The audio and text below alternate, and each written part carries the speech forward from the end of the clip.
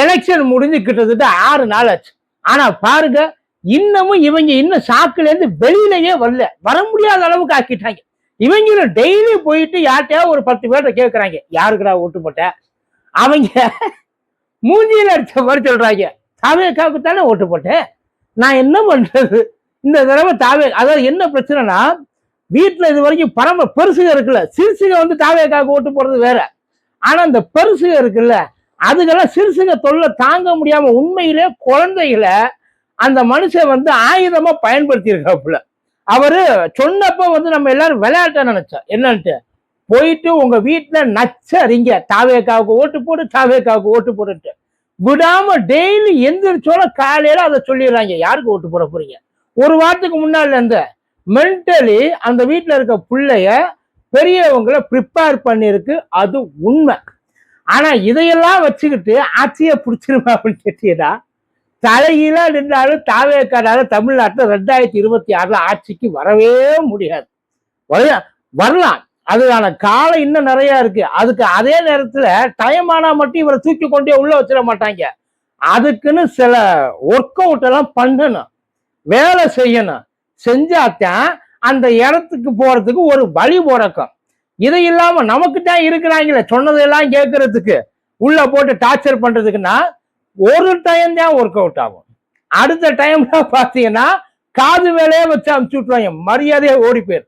ஏன்னா 5 வருஷம் கழிச்சு இப்ப +2 படிக்கிறவன் வேலைக்கு போனேன், வேலைக்கு போயிட்டு வெளியே போறான்னு தாவேக்காவுக்கு ஓட்டு போறா, கொன்னுருவா ஒன்றுவாங்க. ஆனா பாத்துங்க, தாவேக்கா ஜெயிக்கல அப்படின்னாலும் எதுக்காக இப்ப அதை பார்த்து பயப்படுறாங்கன்னா, அது ஆட்டத்தை கலைச்சு விட்டுருது. உண்மையில இப்ப அதுதான் அவர் மேல இருக்கிற பெரிய பயமே. அதுவும் மற்றவங்க மாதிரி 1%, 2%, 4%, 5% இல்ல. ஆரம்பத்துல சொன்னாங்க, இவர் ஒண்ணுமே பெருசாலாம் பண்ணியிருக்க மாட்டாரு, அவர்கிட்ட வந்து ஒரு 6% வாங்கின பெரிய விஷயம், 5% வாங்கின பெரிய விஷயம். இன்னைக்கு யார் யாரெல்லாம் அவரை வந்து ஒன்னத்துக்கும் வேலைக்கு ஆகாதவன், ஓட்டெல்லாம் ஒண்ணு வாங்க மாட்டான், டெபாசிட் தேர்தா பாரு அப்படின்னு சொன்னவங்க எல்லாரும் இன்னைக்கு சென்னையில மட்டுமே 20% வாங்கினாலும் ஆச்சரியப்படுறதுக்கு இல்ல. ஒரு தொகுதி தமிழ்நாட்டில், ரெஸ்ட் ஆஃப் தமிழ்நாட்டுல மினிமம் அவரோட வாக்கு 8% இருக்கும், மேக்சிமம் 15-16%. அதாவது ஓவரால கணக்கு போட்டு பாக்குறப்ப double digit minimum double digit தாவேக்கா வாங்க. அந்த தாவேக்கா வாங்கிறதுக்கு தாவேக்காவோட கொள்கையோ தாவேக்காவோட திட்டங்களோ கிடையாது. அந்த ஒரே ஒரு ஆளு, அந்த மனுஷன் மேல அவங்களுக்கு இருக்கிற அந்த கிரேஸ், அது அவரை பார்த்தோட துள்ளி குச்சி ஐயோ விஜய் விஜய் அப்படின்றா இல்ல, அந்த ஒரு காரணம் தானே தவிர வேற எந்த ரகசியமும் கிடையாது. இவர் வந்து தமிழ், இன்னும் சில பேர் என்ன நினைச்சிட்டு இருக்காங்க, சில பேர் பேசுறதுல நீங்க கேட்கணும். விஜய் சிஎம் ஆயிட்டாருன்னா கடனே வாங்க மாட்டார், கை காசை போட்டு எல்லாத்தையும் சரி பண்ணிடுவார். அது மட்டும் இல்ல, ஒருவேளை கை காசும் இல்ல கஜானாலையும் காசு இல்லைன்னா தமக்குன்னு ஓடி போய் 4 படத்தை நடிச்சு முடிச்சு 4000 கோடியை கொண்டு வந்து எல்லாத்தையும் முடிச்சிருவார். இல்ல சார், இதெல்லாம் அவங்க பேசுற பேச்சு நம்ம கேட்க, இவங்கதான் தாவேக்காவோட தீவிர தொண்டர்கள். இவங்களாலதான் இன்னைக்கு இவ்வளவு பிரச்சனையும்.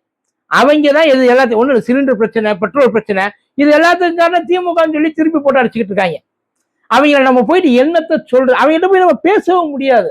ஏன்னா 5வது படிக்கிற பையன்கிட்ட போயிட்டு அணு ஆயுதத்தை பத்தி டிஸ்கஸ் பண்ற மாதிரி பாவம். ஆனா அவங்க நல்லா படிக்கிறவங்க நீங்க படிக்கிறாங்கப்பா, அதுக்காக அதெல்லாம் ஒண்ணுமே இல்லை, அவங்களும் என்னென்னமோ கண்டுபிடிக்கிறாங்க.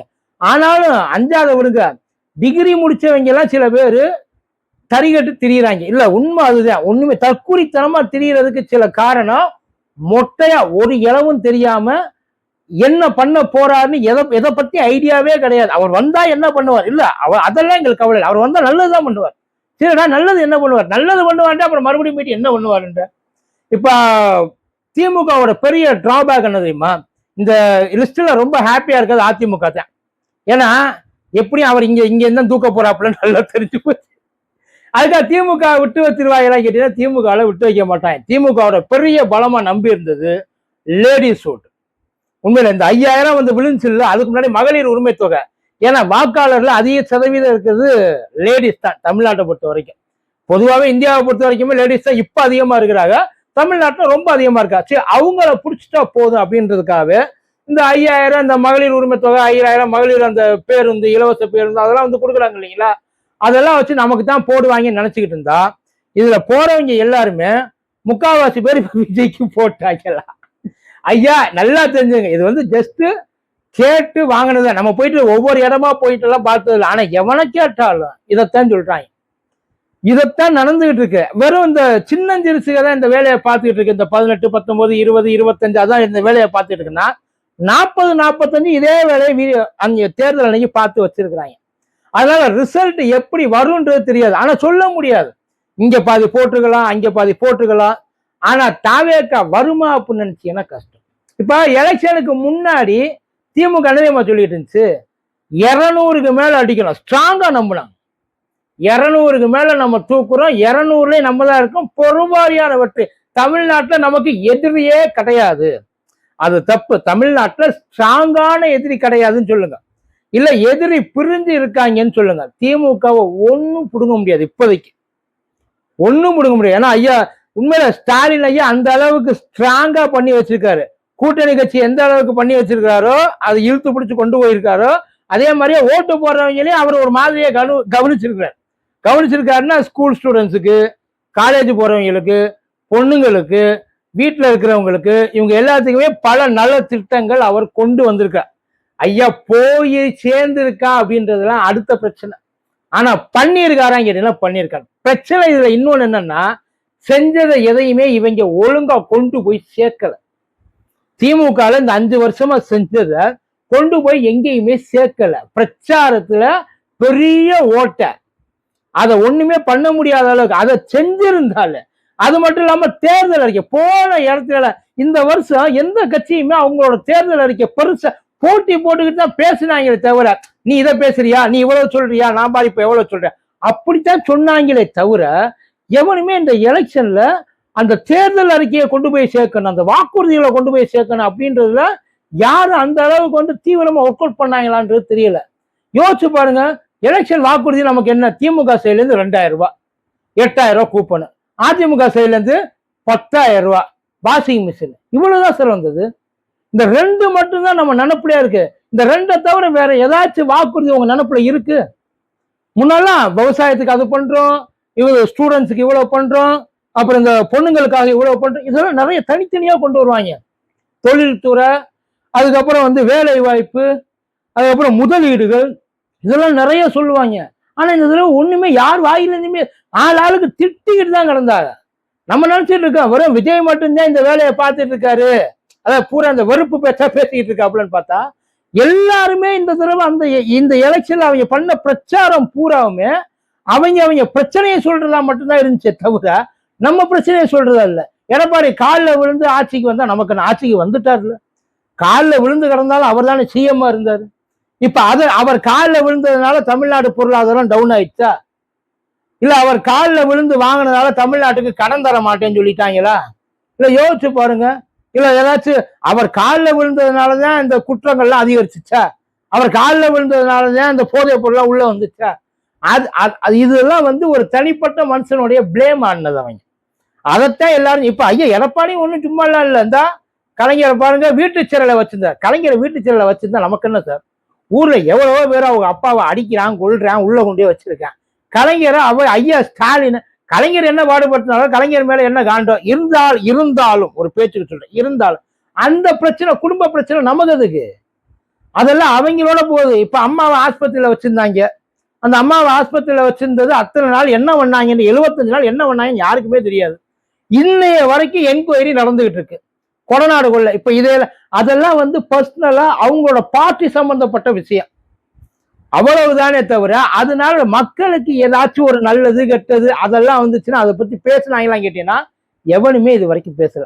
இப்ப திமுகவும் வாயை திறந்து 200 ஜெயிப்போம்னு சொல்லவே இல்லை. ஏன்னா அவங்களுக்கு நல்லா தெரிஞ்சு போச்சு. இருக்கிறவங்க எல்லாருக்கும் என்ன பிரச்சனைன்னா நம்ம 200 அடிக்க மாட்டோம், அது திமுகவுக்கே ரொம்ப நல்லா தெரிஞ்சு போச்சு.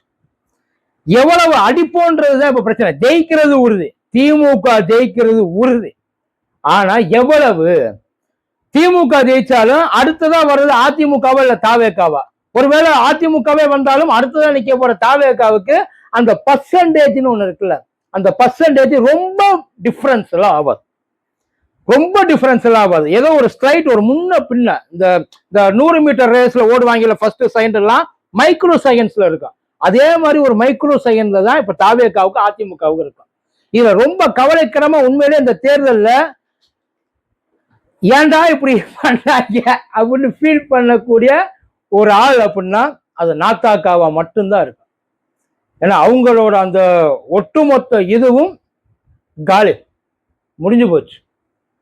ஆனா ஒரு வேளை இதை தாண்டி இந்த சைட்ல இருந்து எதுவும் போகாம போன முறை எடுத்த அதே 8% குறைஞ்சது, அதே 8 இல்லையா 7 6% எடுத்தாலே அது நாத்தாக்காவுக்கு பெரிய சக்சஸ். ஆனா இன்னொன்னு நினைச்சுக்கோங்க, விஜய் வந்து வரணும், விஜய் வந்து தமிழ்நாட்டை ஆளணும், விஜய் வந்து ஆட்சிக்கு வரணும், சிஎம் ஆகணும்ன்ற எண்ணம் விஜயோட ரசிகர்கள் தொண்டர்கள் எல்லாருக்கும் இருக்குது. ஆனா அந்த எண்ணம் அவருக்கு இருக்கான்றது தெரியல. ஏன்னா கண்டிப்பா அவர் ஆட்சியை பிடிக்க மாட்டார். ஆனா அவரோட ஸ்ட்ரென்த் என்ன அப்படின்றத காமிச்சிருவார். ஆனா அந்த ஸ்ட்ரென்த்தை கண்டினியூ பண்ணி அதை கடைசி வரைக்கும் அந்த அடுத்த 5 வருஷத்துக்கு தள்ளிக்கிட்டு போறதுன்னு ஒண்ணு இருக்குல்ல, அது சாதாரண விஷயம் இல்லை. ஏன்னா ஆளுங்கட்சியை விட எதிர்கட்சி தான் அரசியலை நெதம் விடாம செஞ்சுக்கிட்டே இருக்கணும். இந்த விஷயத்துல அண்ணாமலை அண்ணன் மாதிரி இருக்கணும். நம்ம இருக்கிறோம் இல்ல, நம்மளால முடியுது முடியல, நம்ம சொல்றதை செய்யறோம் செய்யல, ஆனா நாம தான் இங்க எல்லாம் அப்படின்ற அந்த ஒரு விஷயத்தை கிரியேட் பண்ணி கொடுக்குறாங்க பார்த்தீங்களா. அந்த விஷயத்த பண்றதுக்கு விஜய் ரெடியா இருப்பாரா? விஜயால அந்த விஷயத்த பண்ண முடியுமா? அந்த அளவுக்கு டெடிகேஷனா இருக்க முடியுமா? டெய்லி மக்களை பார்க்க முடியுமா? மக்களை பார்க்கறதுனால கட்சி நிர்வாகிகளை பார்க்க முடியுமா? தினா ஒரு அறிக்கை விட முடியுமா? ஏதாச்சும் ஒரு பிரச்சனைனா இறங்கி போய் அந்த இடத்துல நின்று பேச முடியுமா? அதெல்லாம் பண்ணாத்தான் மக்கள் நம்புவாங்க. தெரியல என்ன பண்ண போறாங்கிட்டு. ஆனா மே 4 அன்னைக்கு தான் எதையுமே உறுதியாச்சு. அதுக்கிடையில என்னைய மாதிரி எவ்வளவோ பேர் கிளம்பி வருவாங்க. வந்தாலும் எவன் சொல்றதையும் நம்பாதீங்க. 4ஆம் தேதி வரட்டும், ரிசல்ட்டை வரும், அதை நம்புங்க.